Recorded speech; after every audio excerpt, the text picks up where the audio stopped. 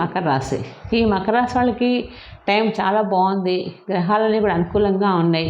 ఏలినాటి శని దోషం కూడా మిమ్మల్ని ఇబ్బంది ఏమి పెట్టదు.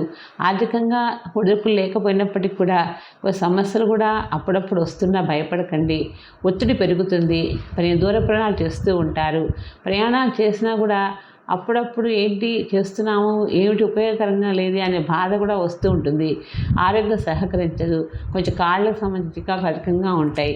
ఇవి కాళ్ళకు సంబంధించిన చికాకులు, ఊపిరితిత్తుల సమస్యలు ఇవన్నీ కూడా అధికంగా ఉంటాయి. ఇవన్నీ కూడా జాగ్రత్తగా చూసుకుంటూ ప్రతి పని కూడా జాగ్రత్తగా మలుచుకోండి. చేసినట్టయితే ఈ మకర రాశి వాళ్ళకి ఏ సమస్య వచ్చినా ఈజీగా సాల్వ్ అయిపోతుంది. ఏలినాటి శని కూడా ప్రభావం కూడా ఇబ్బంది పెట్టదు. చక్కగా ఏలినాటి శనికి నవగ్రహాల్లో శనీశ్వరుడికి 19 సార్లు ప్రదక్షిణ చేసి స్వామికి తైలాభిషేకం చేయించుకోండి. చేయించినట్టయితే మీకు అన్ని విషయాలు కలిసి వస్తుంది. ఇబ్బంది అంటూ ఉండదు.